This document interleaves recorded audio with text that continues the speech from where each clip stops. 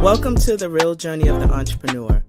The journey of any entrepreneur begins with a decision, then writing down your vision, then the execution of that vision. It is not for the faint of heart. It is for those who understand how powerful your mind is and that you can truly create the life that you deserve. It does require a unique formula that includes belief in yourself, a lot of consistency, connecting with an OG, a lot of tears, missing out on a few events and things, and taking a whole lot of risks that will allow you to see your vision and dream come to pass. This journey of the entrepreneur is from the perspective of a wonderful mother, a business owner, whose goal is to break generational barriers and normalize the process of wealth building and financial wellness through entrepreneurship, all while creating a social and give back along the way. I am sharing this journey with you and invite you to share this process with me. Let's do this together. It's my own, but you have to feel comfortable to own it. Yeah, absolutely. Right? I will always support you. Thank you. Welcome to 11375. My name is Anita Pierce and I am your Chief Experience Officer. At 11375, we offer strategic alignment solutions specific to you and your business goals, and also connecting everything with social impact. So if you are looking for a really amazing organization where we help you to focus your strategy and connecting it with social impact, please do not hesitate to reach out to us. We are on all the social platforms, and you can contact us at 11375.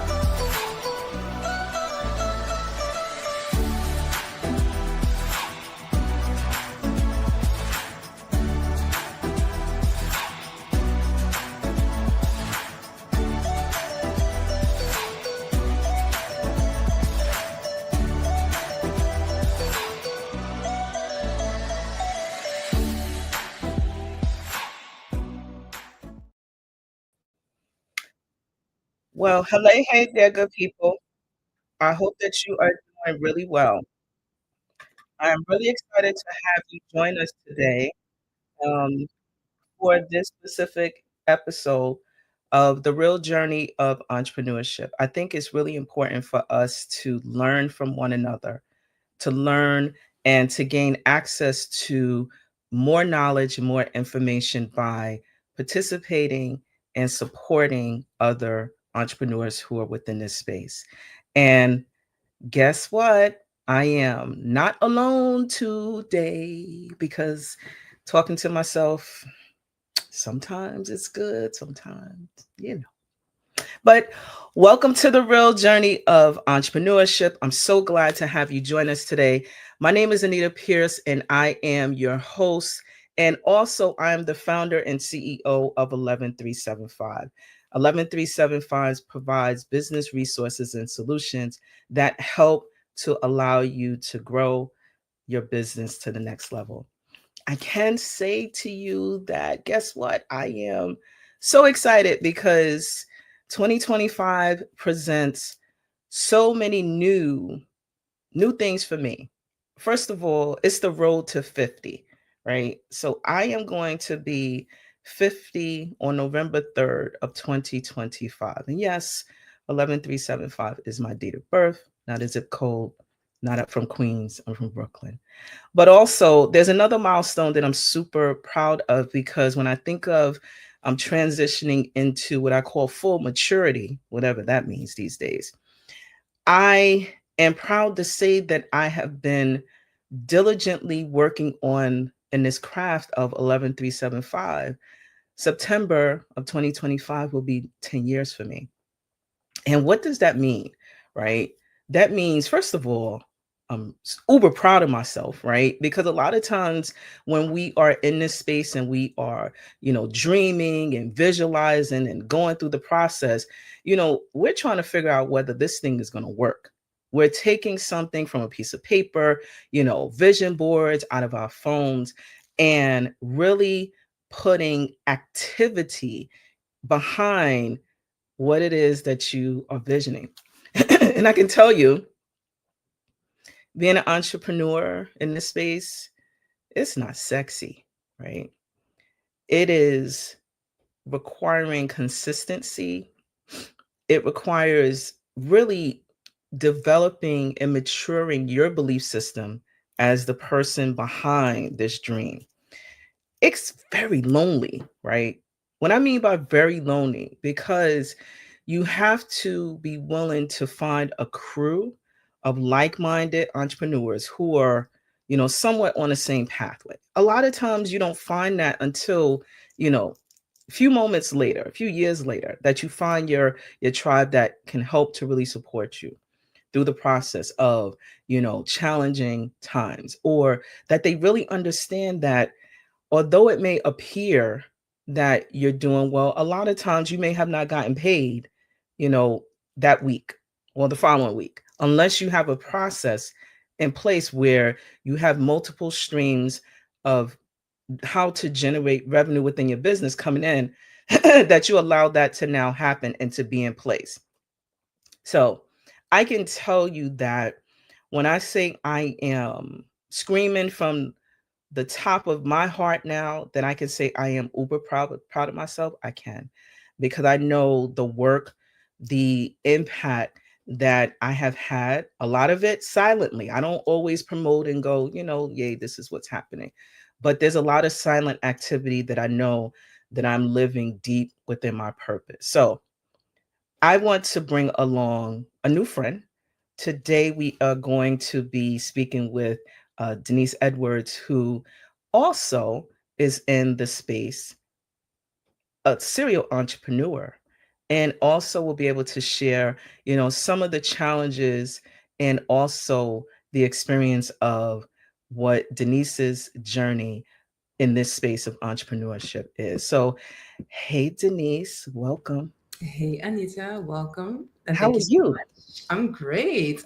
I'm great. And I really loved like what you just mentioned about just your journey of 10 years. So really congrats on that. I'm Yay, thank you. I always say I'm a junior entrepreneur, so I look up to you.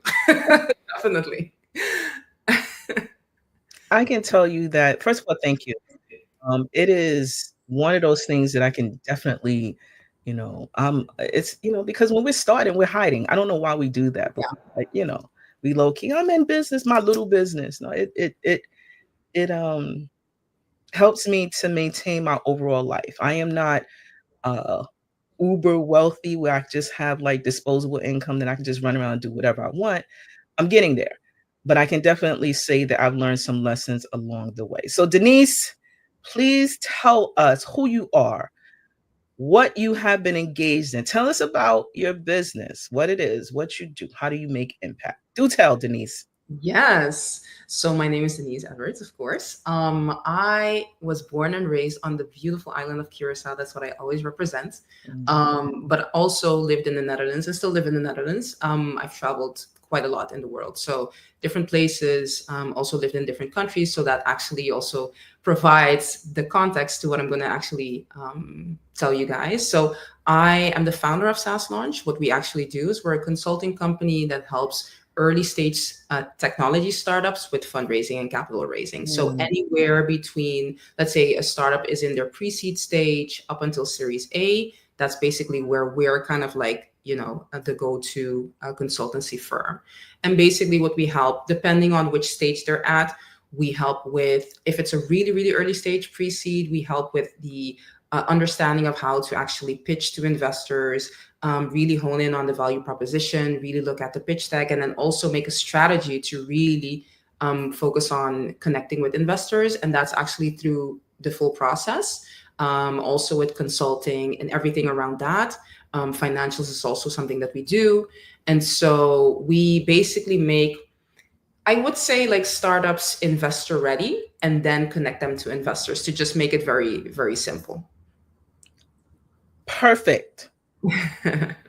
Now, I have a couple of questions, but I'm also curious as to why you got started in Yeah. this specific space. Yeah, to be very honest, like I have never thought of being in capital raising. This has not been on kind of like my, I guess, my future perspective as a an entrepreneur, but I actually started in technology, or at least in sales. So I started in sales when I finished my master's, or actually during my master's. So I did my master's in the Netherlands and in Spain, and so I started working in sales, just kind of like to improve on my skill set, because I did know at that time that I did want to have a business, but I don't think I was ready, obviously, at that time with kind of like the skill set that I had. And so I had to kind of like think back or think forward, as in, okay, what are the skills that an entrepreneur needs to have? You need to be very good in presentation, communication, and all those aspects. And so I thought, okay, what is I guess, a job after, let's say, my master's degree that I could do that I can actually, work on the skill set in just kind of like one encompassing, I always find that word difficult, encompassing job. And so I started in sales, because you have to present yourself, you have to know how to negotiate, you have to know how to influence. And so I started in sales, did that in a recruitment firm, and then I actually got recruited for a company that was based out of Spain to work in Africa, in Guinea Equatorial to be exact. And that's where I was an international consultant, but also in sales. And then from there, actually, I got recruited for LinkedIn, and that's where basically my technology, I guess, my technology career started. So I worked for LinkedIn, I worked for Oracle, and then I worked for a smaller scale up now, which was based out of the Netherlands. But then I was focused on the Europe and Middle East and Africa region, and then also APAC, so Asia Pacific. And so from that point of view, or from that perspective, I started actually SaasLaunch, which actually started as a sales and marketing service, just because I have the experience of doing sales for these technology companies. And then one of the clients that we served asked us to help them with the fundraising side of things. And that's where that whole process began, of where we're now actually standing with fundraising. So we raised funds for them, and then another client followed suit. And this is now where we're just on the fully focused fundraising path. So again, this is not something that I have thought. I always feel, and I'm a spiritual person, that in this case, God, the universe, has just brought me on this path. And I've had many moments where I actually really doubted if this was my path, and sometimes still do, but I'm now more than ever like confirmed on like all of like the signs that I'm getting that this is the path that I need to walk in. And so yeah, that's kind of like in a nutshell, a little bit about like the background, and where I'm at currently. So beautiful, beautiful transition, because now I'm going to get into the meat of what I heard that you are engaged in. So, capital access for Mm, small businesses. yeah, So I specifically work, I'm technology. sorry, go ahead. Specifically technology, so software as a service and technology. Specifically technology. So I'm Yeah, going to um, you know, think about some of the clients that I work with. So I am a consultant, also a business coach to many small startups. And one of the things, generally speaking, now I know that you specialize in technology, but generally speaking, mm, gaining access or the courage to pitch your business, or to be able right. to sell, to influence, clients to purchase, or really what I say is believe in your cause that you're doing. Yeah. How do you navigate? So, from the businesses that you work with, how do you navigate, you know, dealing with the mindset first, as it relates to, because I just mentioned, that, it's tummy still ticks after, Mm, even though you're in business, because what happens is each phase allows you to step into a new opportunity. yeah, Each phase is not the same. You're building for what I believe on the next phase. How do you deal with the mindset?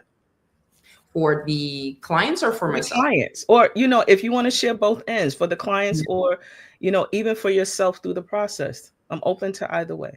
Yeah, so for the clients, specifically for the founders that we work with in technology, there's a lot of education that we need to give, because there's a lot of misconceptions when it comes to capital raising. So, for example, I had a conversation yesterday with a founder, and he mentioned, so they, to give you a bit of context, they already have a minimum viable product. They already have, let's say, some customers on board, and so they have a great founder team. The vision is quite clear. Those are actually aspects in the early stages that we look at. And he said that he thought that he wasn't ready for fundraising. Although I know from my experience and also the consultants that we work with that he is ready with for fundraising, because he does have a great team. He does have the vision. The solution is a great solution for a great problem to be solved. We also look obviously at the TAM, total addressable market, and then SAM, of course.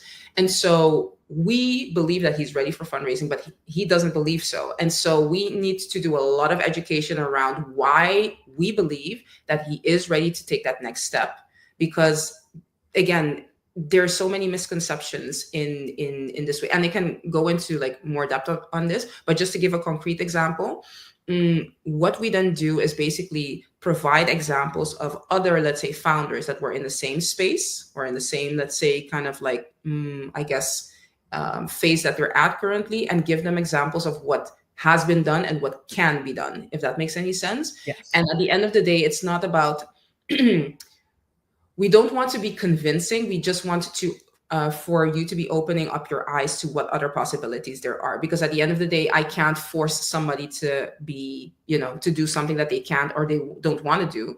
But I can actually provide you examples and also bring the vision more to life so that you can actually see where you can get to instead of being in your own mind. Because that's one thing that I, as an entrepreneur, to just kind of give it an example personally, like you also said in the beginning, entrepreneurship is a lonely kind of like, a lonely journey, or it could be a lonely journey. I do have, coaches and my therapist as well, Sunny. She's amazing. She really, really, really helps me through a lot. And so you do have certain people that you can actually confide in, but it's still a lonely journey because you're making the decisions. Like I'm making all of the decisions. This week, for example, I'm like all overwhelmed with all of the decisions that I need to make. I'm also going to start my own podcast next week. So thank you so much, Anita, for your inspiration, of course, on this. Thank you. And so that is, it's a lot, right? So when it comes to mindset, it's really, for me personally, and I don't know how it is for you, Anita, but for me, it's personally prayer is number one thing. Putting God first in a lot. Having people, even if you have one or two people that you can confide in to really talk with, right? And then kind of be kind of like the sounding board. And just really having faith and working towards that. That's the thing, because it's not for the faint-hearted, as you also mentioned in your introduction. It is really not. And in the beginning of my entrepreneurial journey, which was years ago, I had this vision of, okay, in 2 years I'm going to be at this and this level, and then in 2 years you're not at that level, and you're like, oh my God, this is much harder than I thought. And if I knew what I knew now, would I actually start entrepreneurship? I'm actually not super sure, because it's really not something that yeah, it's really something that you need to really believe in if you really want to move forward, and if you really want to build the vision that you have for your life, if that makes any sense.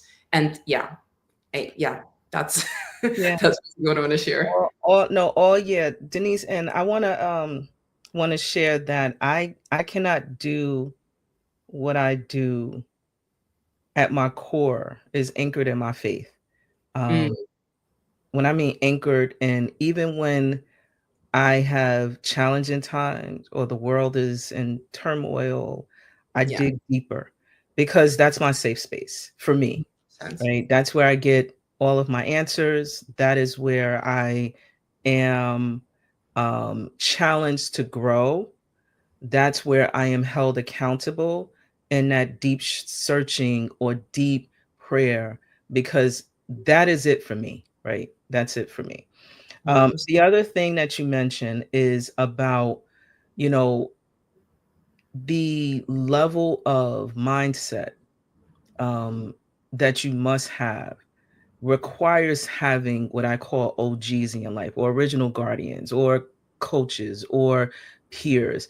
But those have to be properly vetted, right? Yeah, So I'm not suggesting that you just go and, you know, just throw whatever it is out into the atmosphere. And this is what I mean by that, meaning that you are talking to everyone about what you're visioning. It's not for yeah, everyone. yeah, It is 100%. for those who can uplift you, that can challenge you to grow, that can hold you when, there's tears, or help you to navigate solutions on how to find, you know, um, systems or technology that will help you to become better and improve. So for me, I'm doing some things that I've never done before over in this year that I'm planning, and it's terrifying. But am I going to stop? No, Exactly. no, I'm not going to stop. And having, just a good network, trusted advisors, because when they understand um, what you're doing, generally, you'll move faster, and getting to your dreams. But the other thing that I want to um, provide a bit of an education, right? Because um, gaining access to capital this way is new for many. So would you be able to share? So you mentioned some language, such as being like ready. I think you mentioned Title A, That's right. right? Yeah, What is that? pre-seed. What does that mean? Yeah. So when it comes to the stages, I can give you context. So pre-seed, Right. seed, and series A in the technology space is basically kind of like the stage that you're at. If you have, let's say in the pre-seed stage, you usually have an idea. So it's just an ideation phase, right? Mm. And that's basically where you have an idea, you do see a problem in the market, and you just need the capital to maybe make an MVP, like a minimum viable product. And Right. that's kind of like the pre-seed stage. When you're in the seed stage, you usually already have a product, a working product. You do have maybe some type of customers already on board. It's maybe a small batch, but you already are revenue generating, even if it's in the early stages, and that's where you're in your pre or in your seed stage. That's what we consider seed stage. And so when you go to Series A, that's already when you have, you further develop the product, because you invest in the seed stage. You invest actually usually more to further develop the product and in marketing and sales, because you want to accelerate sales and marketing in that case, and customer acquisition. And then when you go to the next step, which is going to Series A, that's where you already are, revenue generating, and you just want to get to that next step, which is maybe a different country, or kind of like a different um, um, I wouldn't say industry, but it's usually kind of like expansion of kind of like the regions that you're focused on. So it's really kind of like scaling in that sense. So those are kind of like the different stages, in at least in the SaaS and the technology space, to kind of like consider. Okay, awesome. And so I wanted to further inquire. So typically, from what I understand, is when you have those investors investing in a business, is there usually, for the viewers, percentages that are taken? Do they get equity within the company? What does that look like? Are there different terms, that when one gains access to, resources, what are the expectations? Yeah, good question. So it really depends on which phase you're at. Okay. Usually when you're in your kind of like pre-seed stage, really early stages, you have I would say a percentage that you can actually take from, or the investors take usually a percentage, but it's being taken on a note, or a safe note, basically what they call, because you don't have like a real valuation of the company, and it's kind of like a promise in the future. So Mhm. that's usually equity. When you're in your seed stage, that's where you have a minimum viable product, or already a product and a little bit of revenue, or maybe sometimes you don't have revenue, but you do have like the further developed product. That's also usually where you can take equity, where it differs between equity and debt, because you have those two ways of financing, but you also have crowdfunding, but that's something separate. When you focus on, let's say, equity, you take a stake, or the investors take a stake or a percentage in the company. That's usually within, let's say, those two stages. Or actually, it could be also in Series A stages. Sometimes what happens is that some companies that are already generating revenue, they only want to have that financing. So that means, instead of having a percentage, or that the investor has a percentage of, let's say, your company, you just have maybe a loan, or kind of like non-dilutive, as they call it in technical terms, non-dilutive financing, which is basically kind of like, hey, we give you X amounts to borrow, and you pay it back over X amount of years with a certain percentage.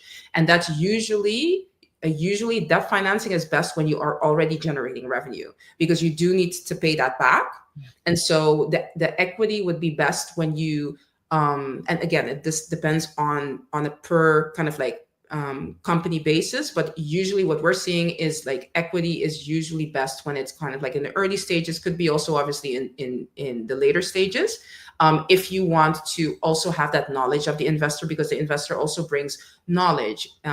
They bring a network, right? They bring other resources next to the equity that they're taking that can help you actually, move forward in your company. If you are a founder that has a great product, you're already generating revenue, and you are not somebody that wants to or needs maybe kind of like other resources, and you just need the money to do marketing and sales, then non-dilutive financing could also be an option. We do have partnerships with companies, international companies that do non-dilutive financing. So that's kind of like the two things. And then obviously you also have crowdfunding, which is, in my perspective, is best when you have a B2C type of kind of like solution, because crowdfunding is basically focused on consumers.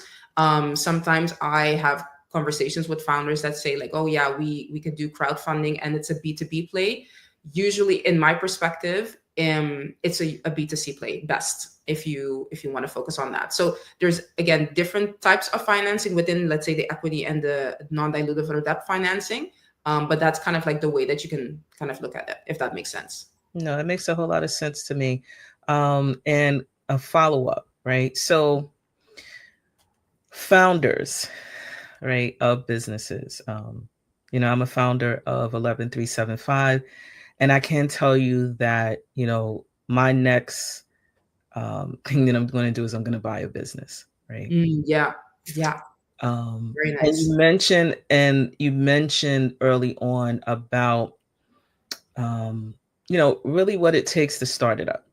Um, Mm, so in your work, is, you know, leaning in for access to capital for those who want to buy business, is the process the same? Is it looked favorably upon investors if you're looking to purchase another business, already established business? that's a good question. I don't have a lot of experience with that, to be very honest. Okay. I have heard from, I don't know what her name was. I think Cody Sanchez. She's a big fan of buying businesses, and I can definitely see the understanding why that is, because if you have even a relatively okay running business, right, and you can actually, with the experience that you have now as an entrepreneur, because that's very, very valuable. You buy a business and you actually optimize everything. I think that is even a shorter path to actually wealth than if you want to build it up yourself. Although I do also think that building a business has obviously some great aspects to it, but I think at a certain stage, that's something that I'm also looking into. The only thing is I don't have experience so much with that when it comes to the investment part. No, that's a fair response.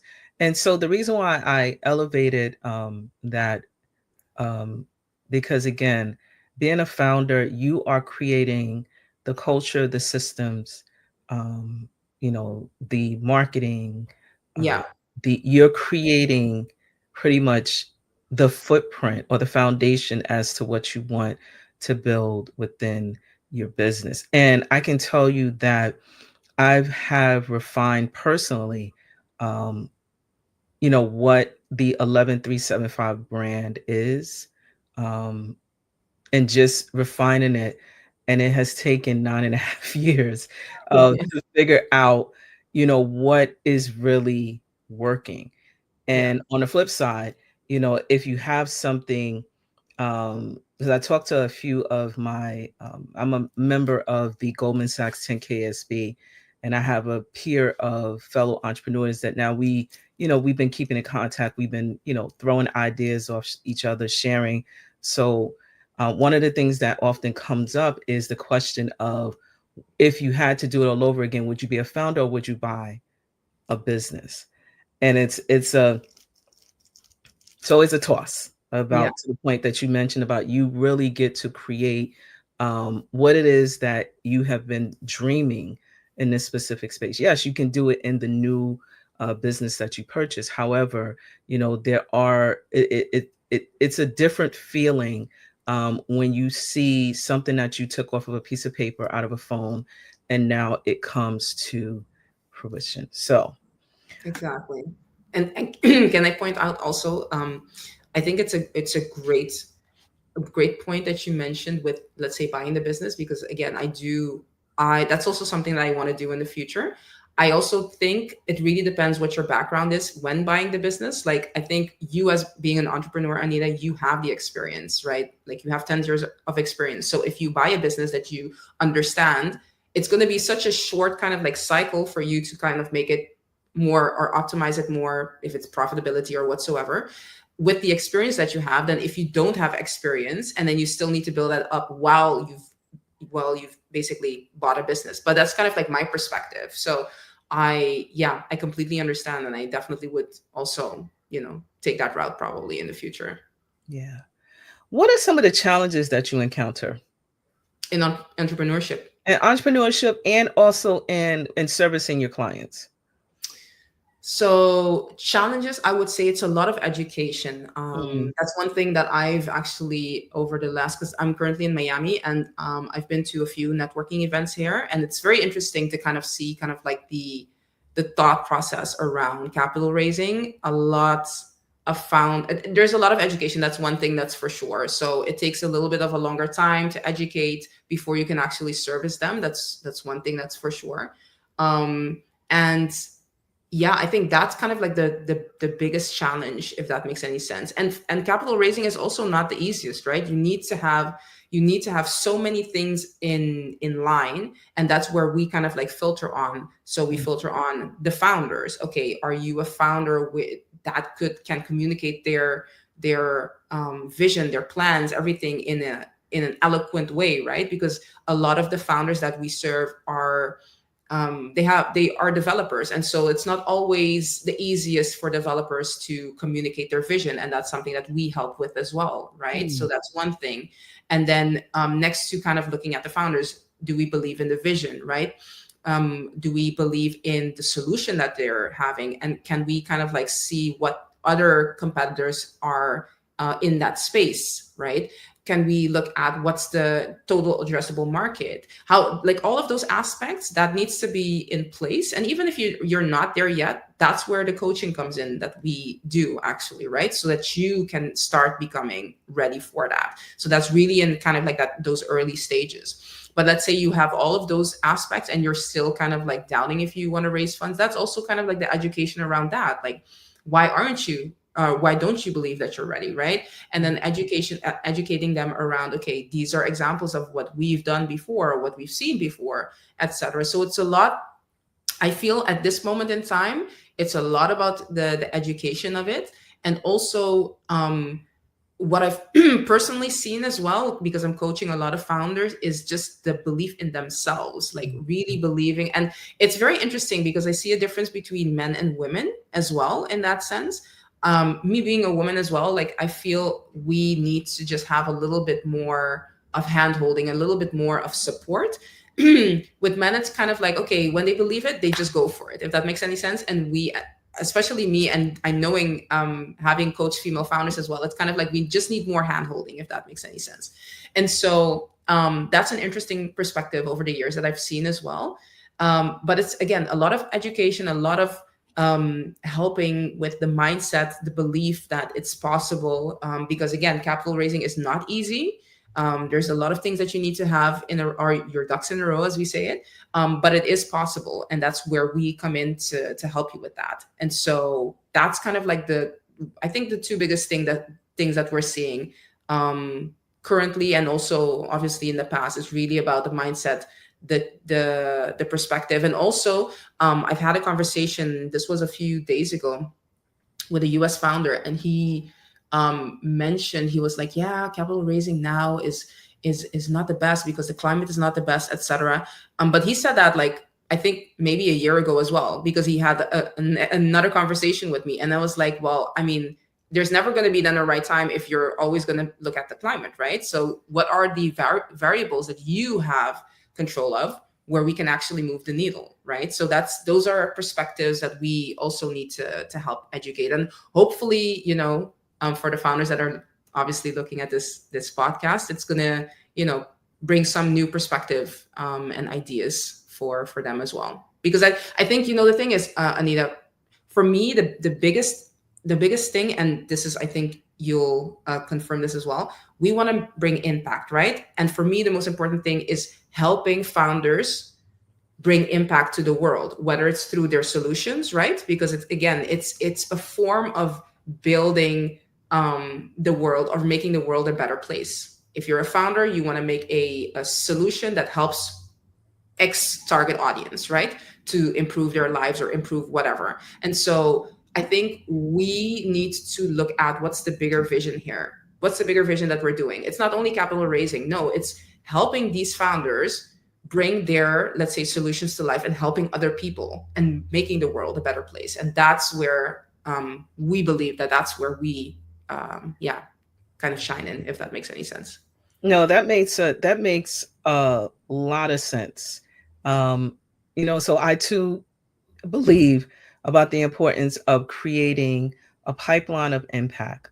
And I also have been, experiencing those who have come to me, pretty much in tears, right? Mhm. Because they just are so overwhelmed with looking at and hearing, what's happening, right? Yeah. So this is how I ground myself. One, I stay current, but I try not to focus my lens on what's in front of me, like physically, right? Yeah. And this goes back to faith.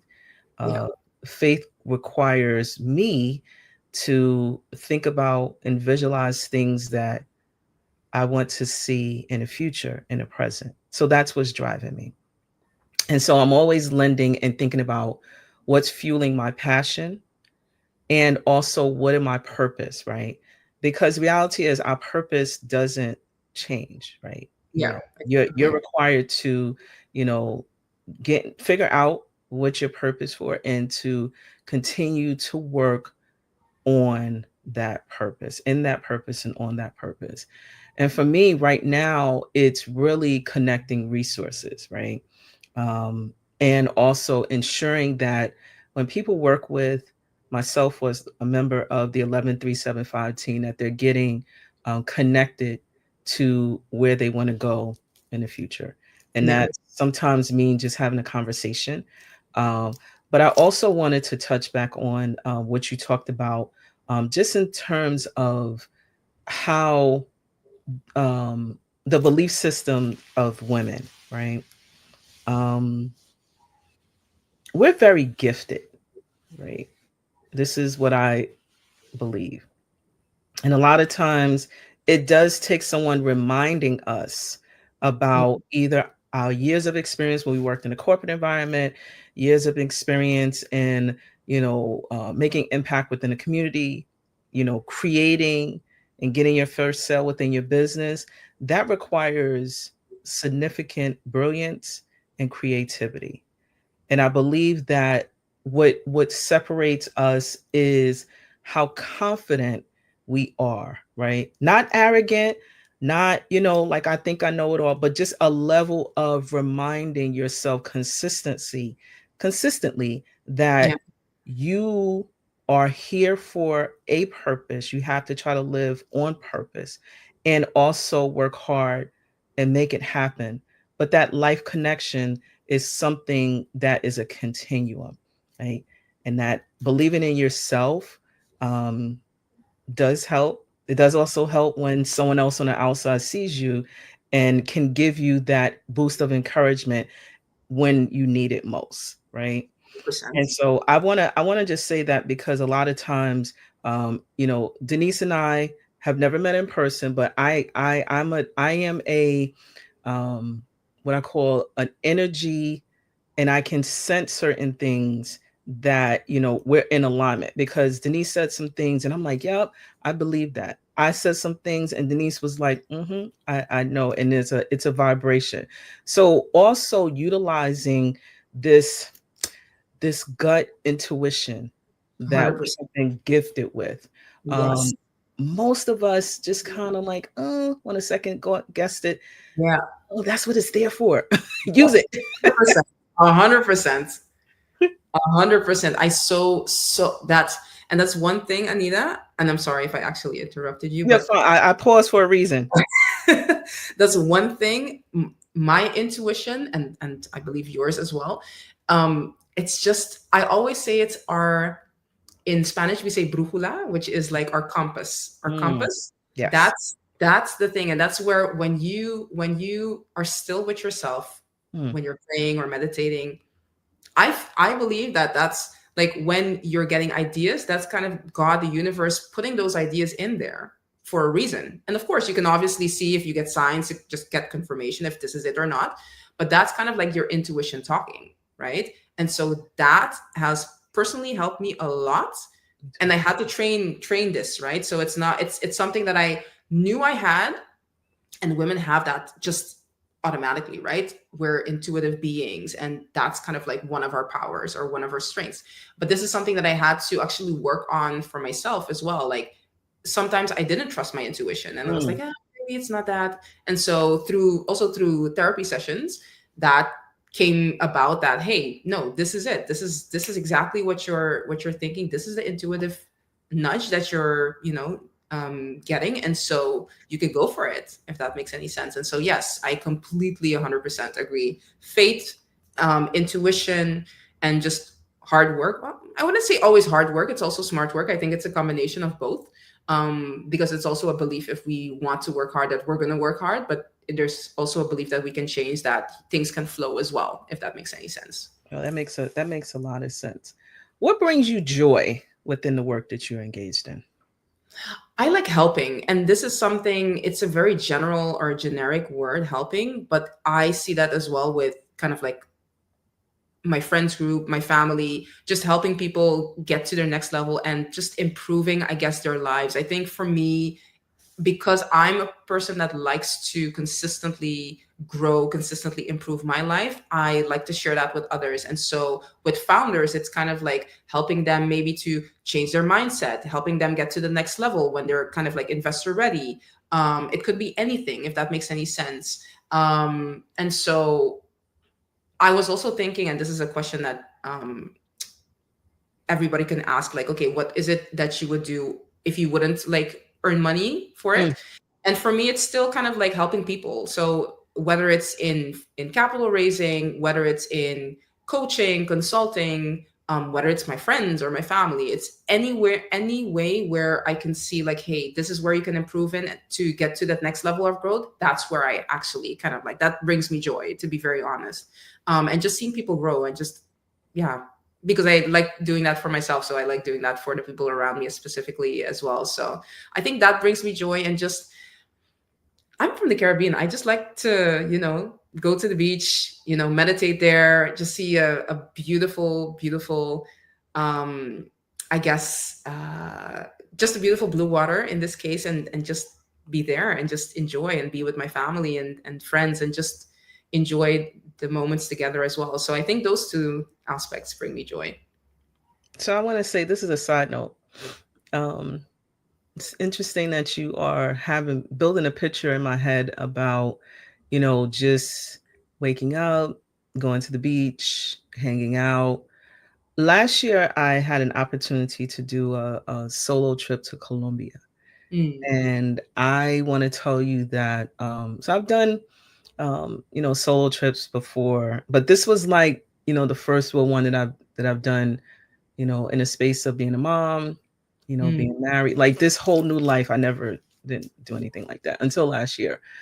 And so when I went there, I remember um, just being very observant, about, first of all, fresh fruit. Um, yeah, yes. it was something different. I just kept eating this pineapple. Like I stayed in a location where they provided like fresh fruit. It was like a buffet style. It was like, you had the option to eat places, but it was that fruit that I was drawn to. Yeah. And when you mentioned the beach, I remember going on an excursion where you can go and um, go through the sulfur process and dipping in, your skin comes out Oh yeah, amazing. you were in Cartagena, I think. Was it? And it Yeah. was it was it was it was amazing. But before we got there, right, my driver says to me, you want a mango? And I was like, sure. So we pull over, right? And I'm thinking, what the hell? I'm about to die. Why are we pulling over? Right. So, he's a native from the country, but he has, designated spots that he goes on to. So I remember he was like, get out. And I'm like, I'm not getting out. It was a whole big debate. I'm telling a long story, but there's some method to this, right? So I finally like trusted. I'm like, well, if I'm going to go out, right, whatever, me thinking weird, already got in the car, whatever, wrong thinking. I get out. He was like, pick the fruit. I've never picked my own mango before. Ah, okay. So me and myself, I'm like, this is amazing. But it was on someone's property, but you had the option if you wanted to pick your own, you could. Yeah. So when you talked about being from the Caribbean and just having that regularly accessible, that's what I immediately thought about. So Yeah. I'll share a long story just to say that, there is about you creating a space of wellness for yourself. And that's what immediately brought me to just being able to pick my own mango. So I'm a native of the US, from Brooklyn, New York. That was the first time that I ever picked my own fruit like that. So that's what you Wow. generated in my mind. So long story, but I wanted Yes. to share because I think it's important for us to collectively as a community, entrepreneurial community, understand that where we come from, and being open, to trying new experiences that now I'm desiring to do that going Yes. forward. 100%, Anita. And it's so nice that you picked your own mango. I mean, it's maybe for other people it's something small, but just the meaning of it, right? Like you having fresh fruits and vegetables. I mean, my mom, by the way, she has like her whole garden with fruits and vegetables that she cultivates herself. Mm, um but really being from the Caribbean, and I know Latin America as well, like we, and maybe I'm biased, we have like the best fruits and vegetables, just fresh, right? So like and that's the reason why I love the Caribbean. And I've traveled a lot and I've lived in different places, but nothing beats Latin American and Caribbean when it comes to like just overall food, drinks, everything. So yeah, I totally commend that. Super cool that you did that. And hopefully you come to the Caribbean and then we can show you around as well. Picking the no, I'm gonna picking take you on coconuts, that. picking any type of fruits. It's really nice. All right, I gotta, so here we go. I will definitely look into that as to fulfill that request. I think it's important to do so. I want to um, not end the conversation, but just have us to lend to our learnings. If someone was looking to or thinking about going to investors, could you provide like 3 or 4 tips where one could become ready Yeah. to step into that lane? Yeah, I would say the number one tip is first find a consultant or a person that has experience in capital raising to have that conversation with them and understand, hey, I'm at this phase of, let's say, my founder's journey, or at this phase of my business. Am I investor ready? And that person can obviously provide those tips.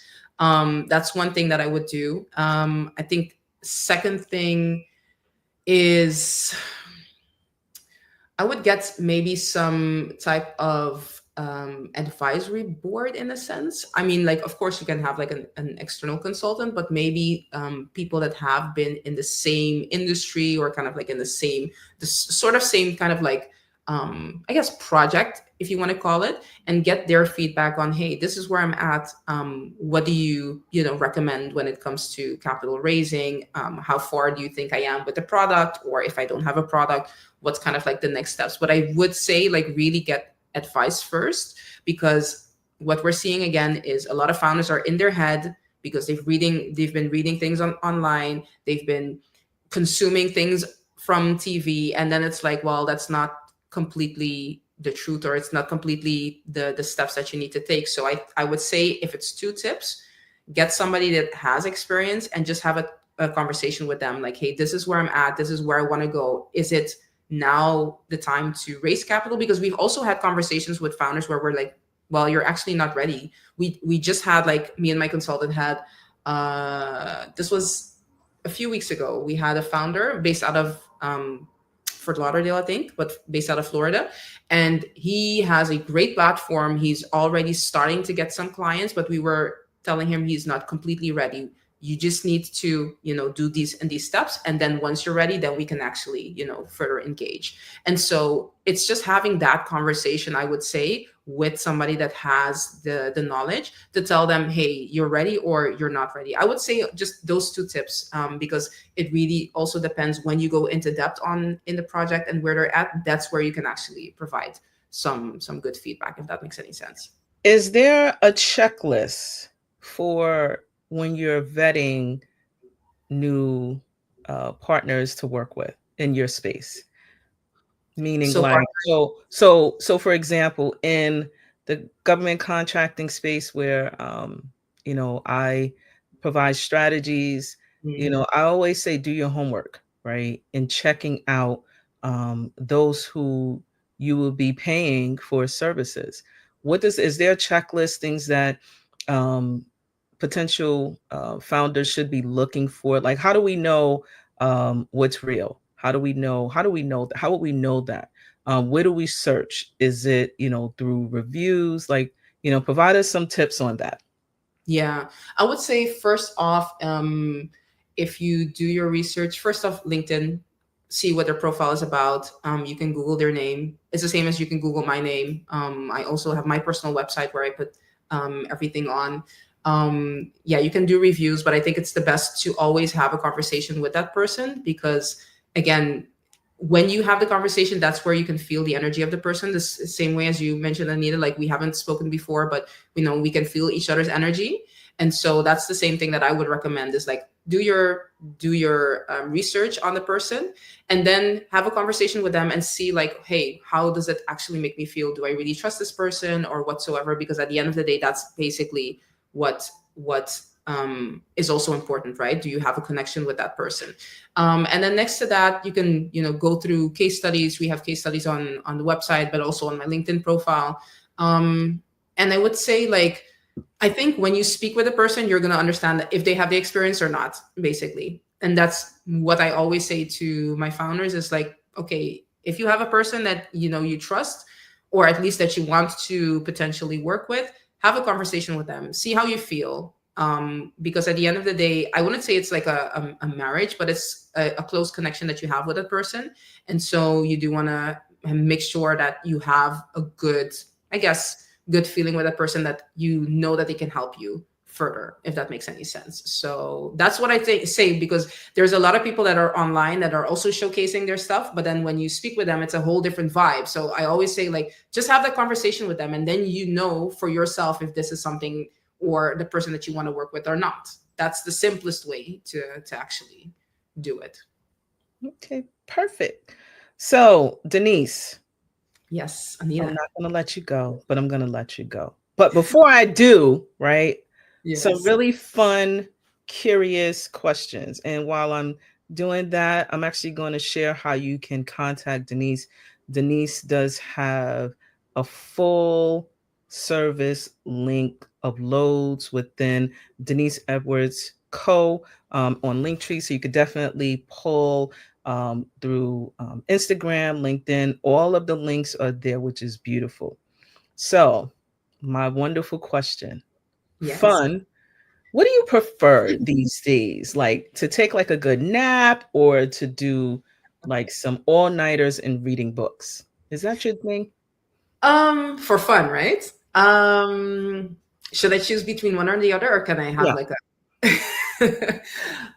it really depends on my mood a little bit, because I'm quite structured in like my business life. I like to flow a little bit outside of my business life. So it really depends on kind of like what I'm in the mood for. But one of the things that I love doing, and it's also my passion, is traveling. And of course, I mean, it's something that you don't do each and every day, but I do just love seeing different countries and cultures, and that's kind of like really my passion.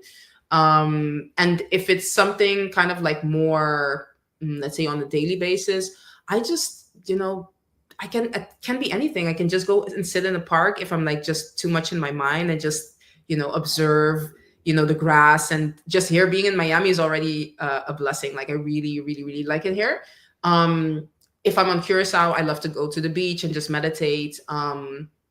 It could be being with a group of people that I just met and just having fun. That's like really my thing. Like that's, again, I really like to meet new people. I think I want to say like I'm such an extrovert, but I do like being in social circles, and sometimes I just like being with myself. So it's really the combination of both of those things. But those are things that light me up, and just having new experiences and just living life. I think that's kind of like my forte probably in life. So other curious questions, in terms of like favorite snack. I'm just gonna choose smoothies or ice cream. What's your Okay. preference? And it could be vegan, it's not, Smoothies are smoothies are ice cream, right? or Between ice those. cream. Yeah, what's your preference? I think I'll prefer smoothies. The thing is, because I'm a bit lactose intolerant and I don't drink any milk, it could be also vegan ice cream. So that's something that could work. I really like that. But I think if it's smoothies, I like anything fruity, fruity, and yeah, fruit smoothies without like milk, just water and just pure fruit. Are you wearing sneakers or shoes these days? Heels. I would say both. So if I go to events, it's probably heels, or if I go out, and then sneakers is because I just like doing exercise each and every day. So you'll find me on both.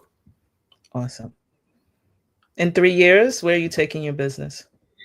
In 3 years, my vision is that SaaSLaunch is the kind of like premier consultancy for technology startups, specifically SaaS, where you can actually not only raise funds, but you can also be, if you come through us, you can be partnered with maybe accelerator programs, or just kind of like the whole technology ecosystem is something that at least my vision is that there's a whole ecosystem for technology startups, whether it's capital raising, whether it's marketing and sales, whether it's maybe building an MVP. Like that is where we are going to be positioned in. And so, yeah, hopefully that's going to come to fruition. It will. Just keep consistent. Exactly. Thank Make you. a lot of mistakes. It will. And don't be afraid of the mistake, because a lot of us are like, I want to fail. And part of the process. Part of the process. So, I Denise love that. Edwards, thank you so much for joining today. I really, really learned so much more about who you are, what you are engaged in, and making full impact within this world. So, thank you so much for joining the real journey of entrepreneurship and family, folks. Denise's link is Linktree Denise Edwards Co. And spam, but be polite. Share and be polite. No need to, contribute to the madness that's happening in this world. So, Denise, thank you so much for joining. I look forward to connecting with you in the future. And please, you're always welcome to come back and join the real journey of entrepreneurship and create impact through our conversations. Thank you so much, Denise. Amazing, Anita. Thank you so much. Thank you so much, everyone. Take good care. So, friends, family, Denise shared so much wealth of information. And I hope that, if you're watching, that you were taking notes, but you can also watch this on replay on all the platforms at 11375. So I'm really excited to have met Denise virtually. And just like Denise, if you want to be featured on the real journey of entrepreneurship, we want to hear your story. I promise you it's a good one, because it's important that the more we're able to share information about what we're doing within our spaces, there will be one that we will impact. Will it be you next on the show? Thank you so much, Denise, for sharing all of your positive energy and also helping us to learn best practices when we are looking to gain access to capital. And so if you are interested and you want to buy ad space, please do not hesitate to contact us traditionally, 718-691-8966. You can DM us on platforms at 11375. And I also wanted to share, because we also are at that time of the year where small businesses are looking to gain access to staff. And sometimes, as a founder, you do not always have the immediate budget immediately. So, wanted to just share, and this is for New York State, New York City, and it actually probably is mostly connected to the other states as well. You just have to connect with your local state department, and they will direct you to the right resources. But here in New York City, if you need to become a work site, you can become a work site for the Summer Youth Employment Program. There is a deadline that's looming, so make sure that you check it out. It is worksite, WORKSITE, PREAPP.NYC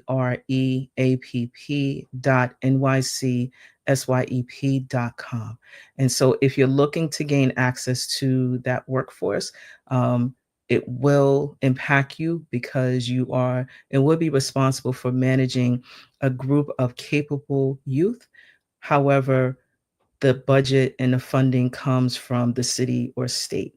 And so you do not have to pay or have them on your payroll, but you do have to have something for those participants to engage in on a day-to-day basis to help you to grow your business. So that's one way. And I also want to just remind you, one, to be kind to yourself.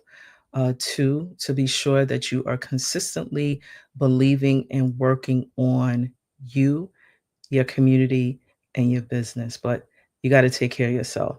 So, sending you lots of love. Thank you so much for joining this episode of The Real Journey of Entrepreneurship.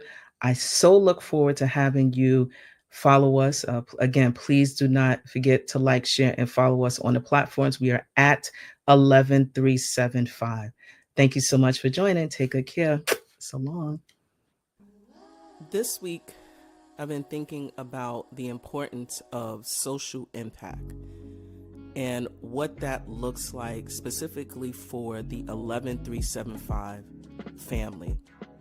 Social impact for 11375 is not just something that we don't do. It's embedded in our DNA. It's a part of our business model. We think and believe that it's really important to combine the art of making money and also being able to connect those specific resources to communities or things that elevate and provide good for the greater good. So for us, it is important that for the success of each project that we include social impact.